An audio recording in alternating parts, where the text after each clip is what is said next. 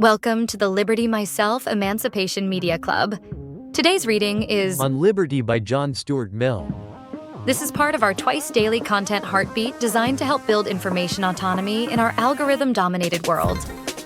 Listen, reflect, and engage however works for you. Without further ado, let's jump in. Stay free. On Liberty by John Stuart Mill. The subject of this essay is not the so-called liberty of the will, so unfortunately opposed to the misnamed doctrine of philosophical necessity, but civil or social liberty, the nature and limits of the power which can be legitimately exercised by society over the individual. A question seldom stated, and hardly ever discussed, in general terms, but which profoundly influences the practical controversies of the age by its latent presence, and is likely soon to make itself recognized as the vital question of the future. It is so far from being new that, in a certain sense, it has divided mankind, almost from the remotest ages, but in the stage of progress into which the more civilized portions of the species have now entered, it presents itself under new conditions, and requires a different and more fundamental treatment. The struggle between liberty and authority is the most conspicuous feature in the portions of history with which we are earliest familiar, particularly in that of Greece, Rome, and England. But in old times this contest was between subjects or some classes of subjects and the government.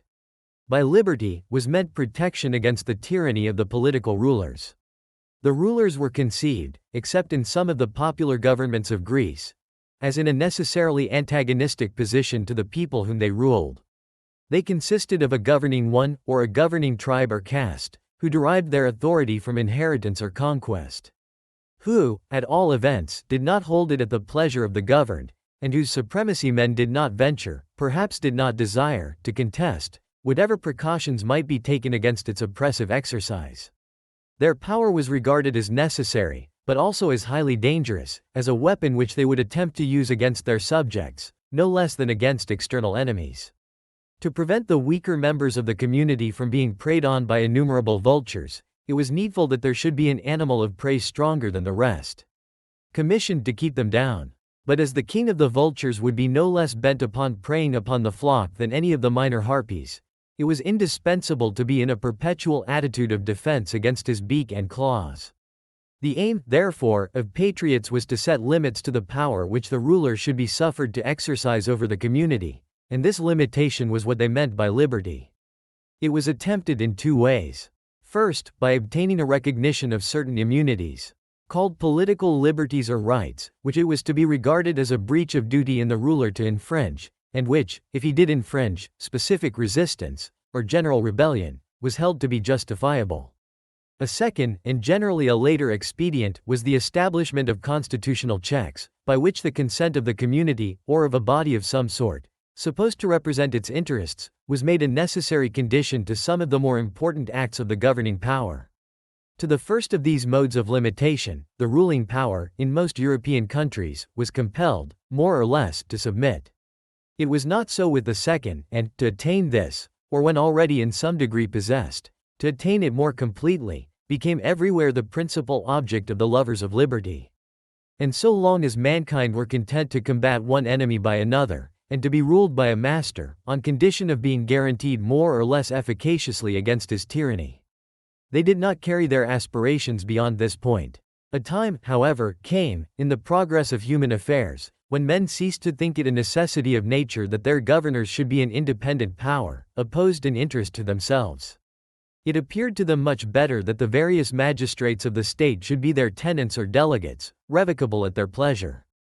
In that way alone, it seemed, could they have complete security that the powers of government would never be abused to their disadvantage.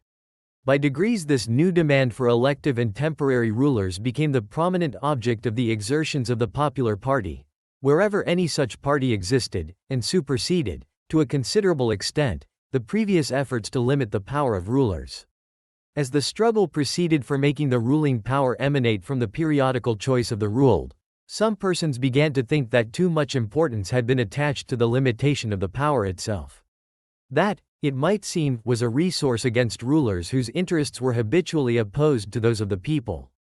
What was now wanted was, that the rulers should be identified with the people, that their interest and will should be the interest and will of the nation.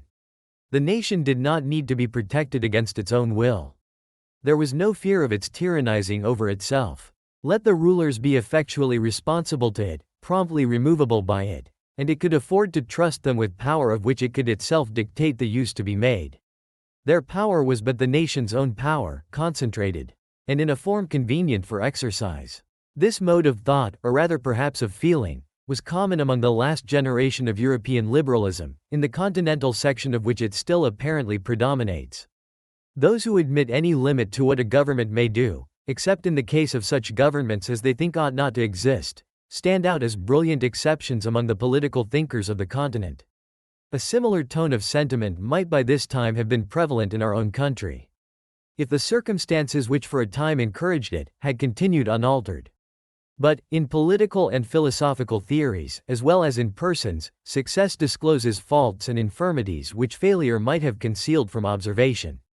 The notion that the people have no need to limit their power over themselves might seem axiomatic, when popular government was a thing only dreamed about, or read of as having existed at some distant period of the past.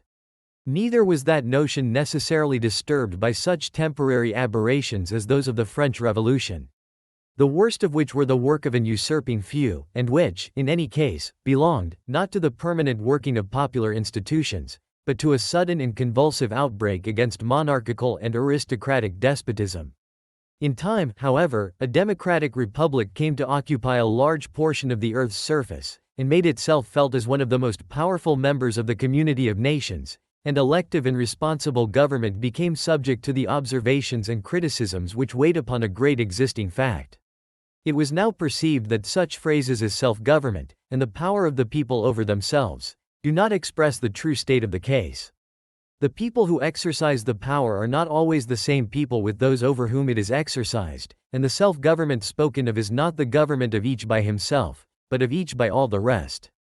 The will of the people, moreover, practically means the will of the most numerous or the most active part of the people, the majority, or those who succeed in making themselves accepted as the majority. The people, consequently, may desire to oppress a part of their number, and precautions are as much needed against this as against any other abuse of power. The limitation, therefore, of the power of government over individuals loses none of its importance when the holders of power are regularly accountable to the community, that is, to the strongest party therein. This view of things, recommending itself equally to the intelligence of thinkers and to the inclination of those important classes in European society to whose real or supposed interests democracy is adverse, has had no difficulty in establishing itself, and in political speculations the tyranny of the majority is now generally included among the evils against which society requires to be on its guard. Like other tyrannies, the tyranny of the majority was at first, and is still vulgarly, held in dread, chiefly as operating through the acts of the public authorities.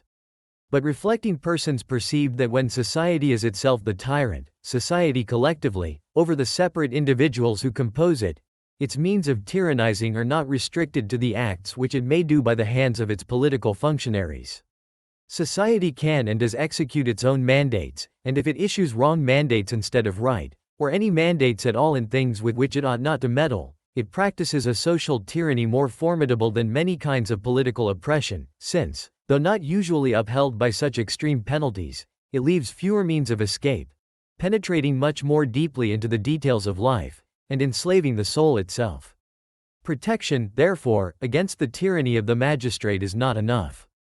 There needs protection also against the tyranny of the prevailing opinion and feeling, against the tendency of society to impose, by other means than civil penalties, its own ideas and practices as rules of conduct on those who dissent from them, to fetter the development, and, if possible, prevent the formation, of any individuality not in harmony with its ways, and compel all characters to fashion themselves upon the model of its own. There is a limit to the legitimate interference of collective opinion with individual independence. And to find that limit and maintain it against encroachment is as indispensable to a good condition of human affairs as protection against political despotism. But though this proposition is not likely to be contested in general terms, the practical question, where to place the limit, how to make the fitting adjustment between individual independence and social control, is a subject on which nearly everything remains to be done. All that makes existence valuable to anyone, depends on the enforcement of restraints upon the actions of other people. Some rules of conduct, therefore, must be imposed, by law in the first place, and by opinion on many things which are not fit subjects for the operation of law. What these rules should be, is the principal question in human affairs, but if we accept a few of the most obvious cases, it is one of those which least progress has been made in resolving. No two ages, and scarcely any two countries, have decided it alike, and the decision of one age or country is a wonder to another. Yet the people of any given age and country no more suspect any difficulty in it, than if it were a subject on which mankind had always been agreed. The rules which obtain among themselves appear to them self-evident and self-justifying. This all but universal illusion is one of the examples of the magical influence of custom, which is not only, as the proverb says, a second nature, but is continually mistaken for the first. The effect of custom, in preventing any misgiving respecting the rules of conduct which mankind impose on one another, is all the more complete because the subject is one on which it is not generally considered necessary that reasons should be given, either by one person to others, or by each to himself. People are accustomed to believe, and have been encouraged in the belief by some who aspire to the character of philosophers, that their feelings, on subjects of this nature, are better than reasons, and render reasons unnecessary. The practical principle which guides them to their opinions on the regulation of human conduct, is the feeling in each person's mind that everybody should be required to act as he, and those with whom he sympathizes, would like them to act. No one, indeed, acknowledges to himself that his standard of judgment is his own liking.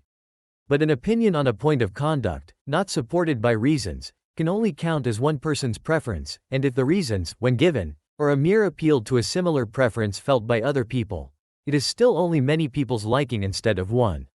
To an ordinary man, however, his own preference, thus supported, is not only a perfectly satisfactory reason, but the only one he generally has for any of his notions of morality, taste, or propriety, which are not expressly written in his religious creed. And his chief guide in the interpretation even of that.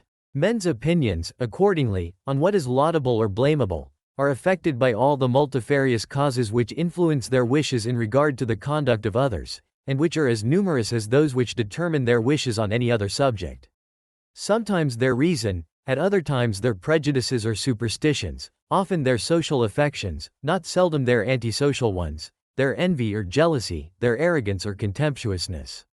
But most commonly, their desires or fears for themselves, their legitimate or illegitimate self-interest. Wherever there is an ascendant class, a large portion of the morality of the country emanates from its class interests, and its feelings of class superiority. The morality between Spartans and Helots, between planters and Negroes, between princes and subjects, between nobles and roturiers, between men and women, has been for the most part the creation of these class interests and feelings.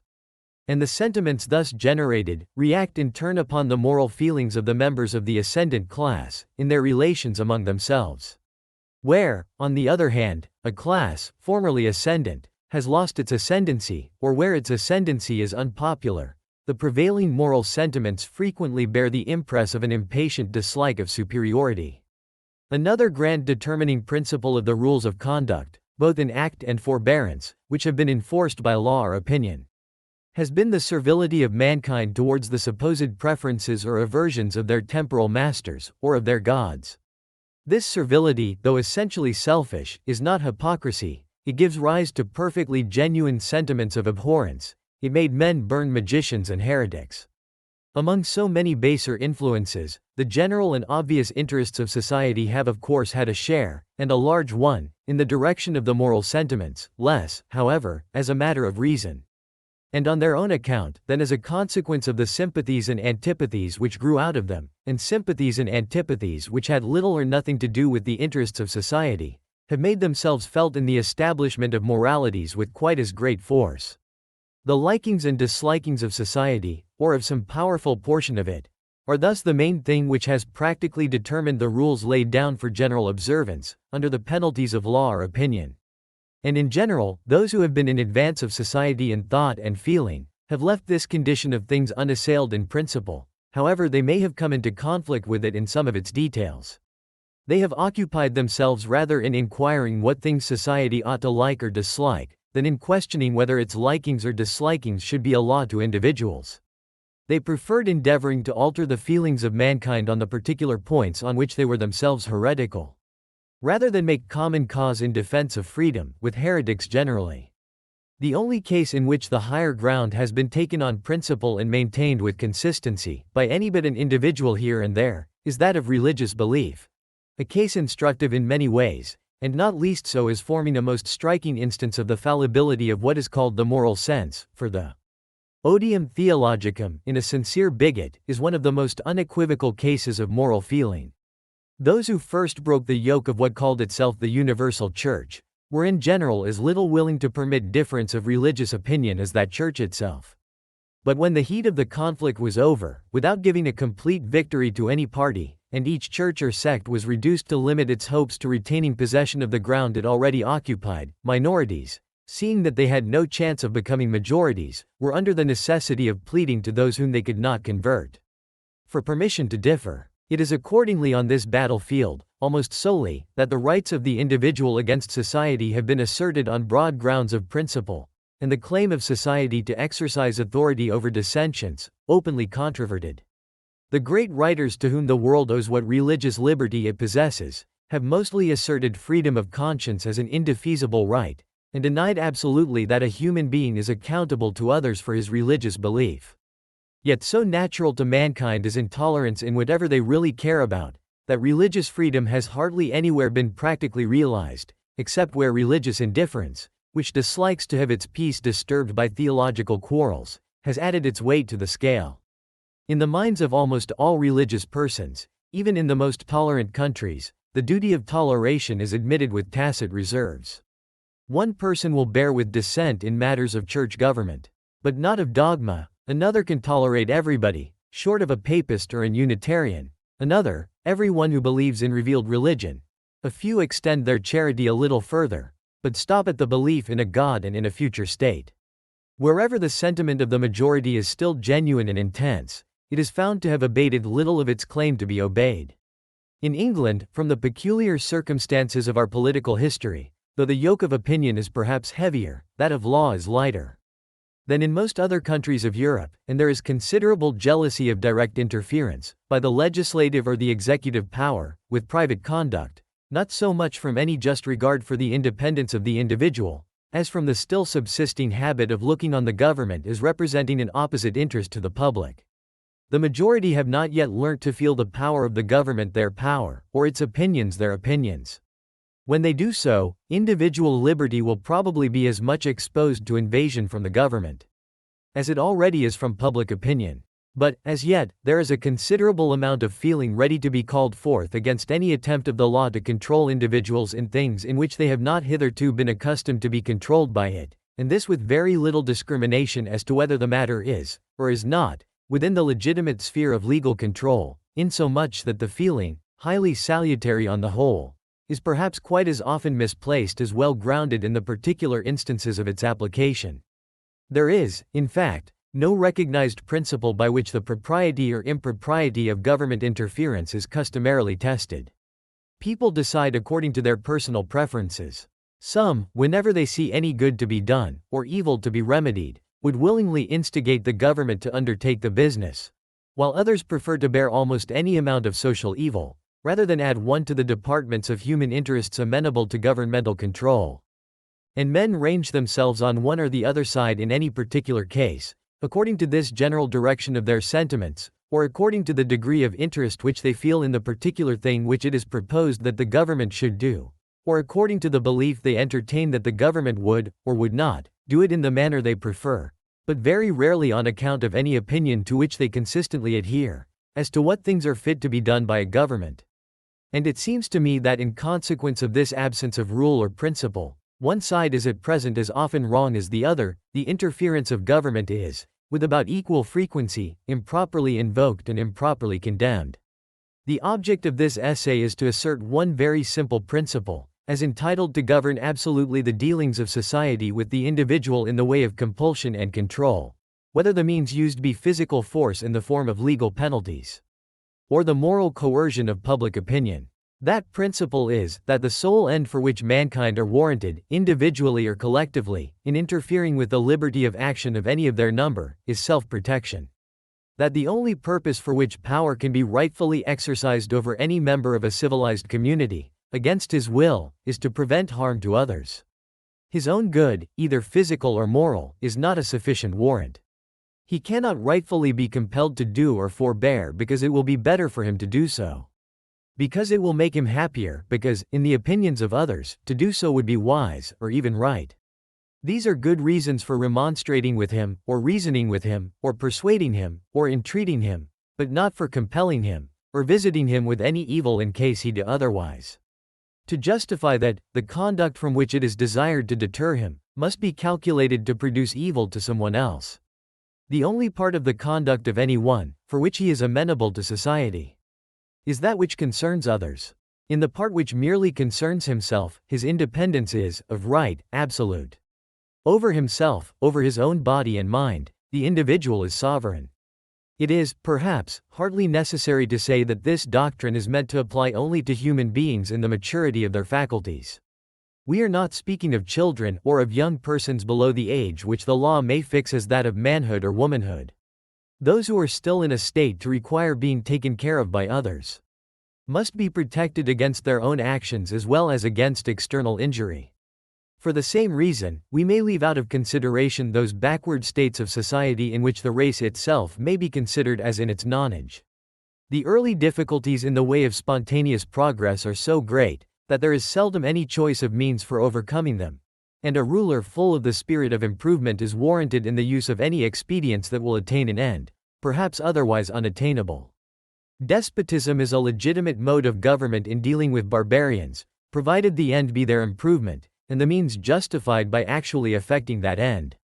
Liberty, as a principle, has no application to any state of things anterior to the time when mankind have become capable of being improved by free and equal discussion. Until then, there is nothing for them but implicit obedience to an Akbar or a Charlemagne, if they are so fortunate as to find one.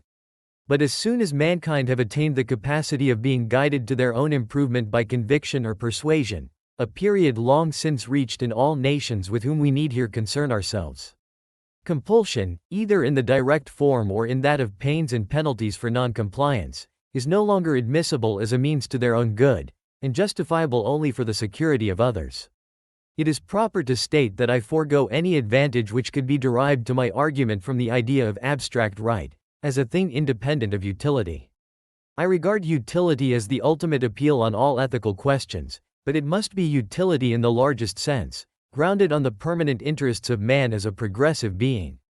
Those interests, I contend, authorize the subjection of individual spontaneity to external control, only in respect to those actions of each, which concern the interest of other people. If anyone does an act hurtful to others, there is a prima facie case for punishing him, by a law, or, where legal penalties are not safely applicable, by general disapprobation. There are also many positive acts for the benefit of others, which he may rightfully be compelled to perform, such as, to give evidence in a court of justice, to bear his fair share in the common defense, or in any other joint work necessary to the interest of the society of which he enjoys the protection, and to perform certain acts of individual beneficence, such as saving a fellow creature's life, or interposing to protect the defenseless against ill usage, things which whenever it is obviously a man's duty to do, he may rightfully be made responsible to society for not doing. A person may cause evil to others not only by his actions but by his inaction. And in either case he is justly accountable to them for the injury. The latter case, it is true, requires a much more cautious exercise of compulsion than the former. To make anyone answerable for doing evil to others, is the rule; to make him answerable for not preventing evil, is, comparatively speaking, the exception. Yet there are many cases clear enough and grave enough to justify that exception. In all things which regard the external relations of the individual, he is de jure amenable to those whose interests are concerned, and if need be, to society as their protector.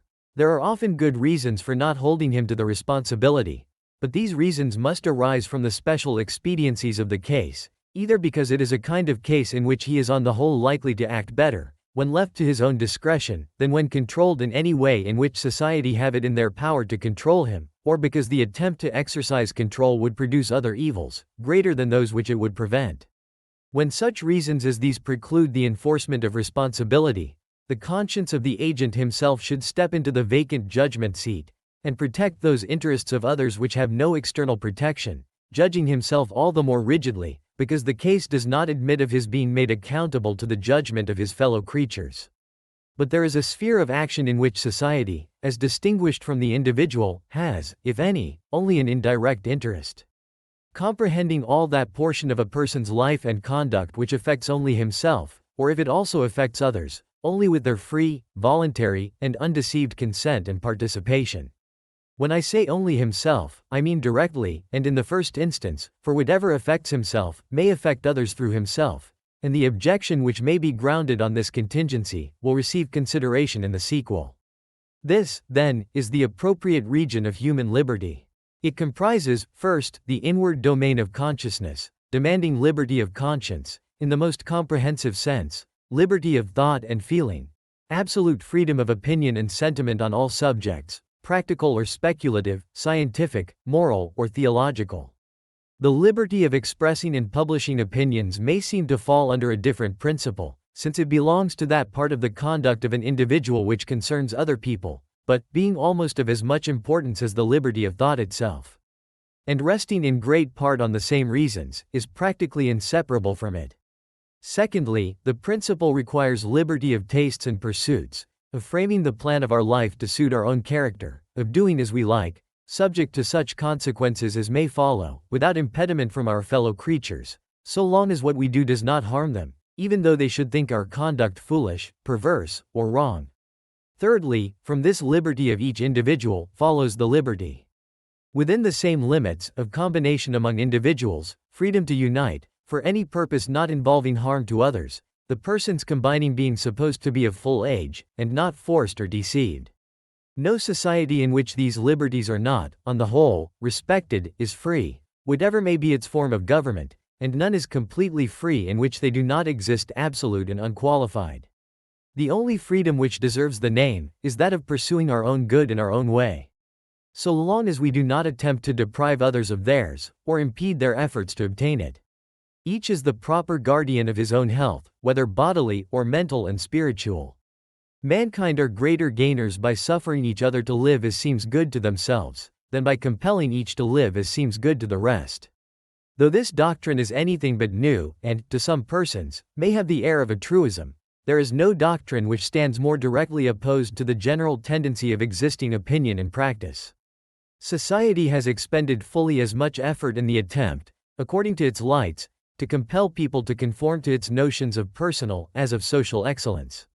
The ancient commonwealths thought themselves entitled to practice, and the ancient philosophers countenanced, the regulation of every part of private conduct by public authority, on the ground that the state had a deep interest in the whole bodily and mental discipline of every one of its citizens, a mode of thinking which may have been admissible in small republics surrounded by powerful enemies, in constant peril of being subverted by foreign attack or internal commotion, and to which even a short interval of relaxed energy and self-command might so easily be fatal, that they could not afford to wait for the salutary permanent effects of freedom. In the modern world, the greater size of political communities, and above all, the separation between spiritual and temporal authority, which placed the direction of men's consciences in other hands than those which controlled their worldly affairs, prevented so great an interference by law in the details of private life, but the engines of moral repression have been wielded more strenuously against divergence from the reigning opinion in self-regarding, than even in social matters. Religion, the most powerful of the elements which have entered into the formation of moral feeling, having almost always been governed either by the ambition of a hierarchy, seeking control over every department of human conduct, or by the spirit of Puritanism. And some of those modern reformers who have placed themselves in strongest opposition to the religions of the past, have been no way behind either churches or sects in their assertion of the right of spiritual domination. M. Comte, in particular, whose social system, as unfolded in his Système de politique positive, aims at establishing, though by moral more than by legal appliances, a despotism of society over the individual, surpassing anything contemplated in the political ideal of the most rigid disciplinarian among the ancient philosophers.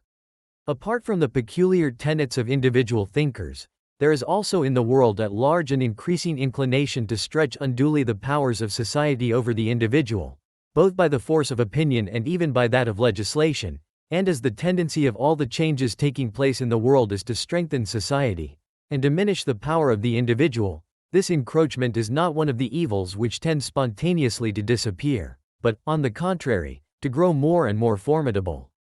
The disposition of mankind, whether as rulers or as fellow citizens, to impose their own opinions and inclinations as a rule of conduct on others, is so energetically supported by some of the best and by some of the worst feelings incident to human nature, that it is hardly ever kept under restraint by anything but want of power, and as the power is not declining, but growing, unless a strong barrier of moral conviction can be raised against the mischief, we must expect, in the present circumstances of the world, to see it increase. It will be convenient for the argument if, instead of at once entering upon the general thesis, we confine ourselves in the first instance to a single branch of it, on which the principle here stated is, if not fully, yet to a certain point, recognized by the current opinions. This one branch is the liberty of thought, from which it is impossible to separate the cognate liberty of speaking and of writing. Although these liberties, to some considerable amount, form part of the political morality of all countries which profess religious toleration and free institutions, the grounds, both philosophical and practical, on which they rest, are perhaps not so familiar to the general mind, nor so thoroughly appreciated by many even of the leaders of opinion, as might have been expected. Those grounds, when rightly understood, are of much wider application than to only one division of the subject, and a thorough consideration of this part of the question will be found the best introduction to the remainder. Those to whom nothing which I am about to say will be new may therefore, I hope, excuse me, if on a subject which for now 3 centuries has been so often discussed, I venture on one discussion more. Do you think Chapter 1's defense of individual liberty encourages you to value and protect personal freedom in your own life or community? This has been an EMC reading from Liberty Myself. To learn more about our project to create decentralized media alternatives, visit libertymyself.com. By creating Liberty Myself, we create liberty for all.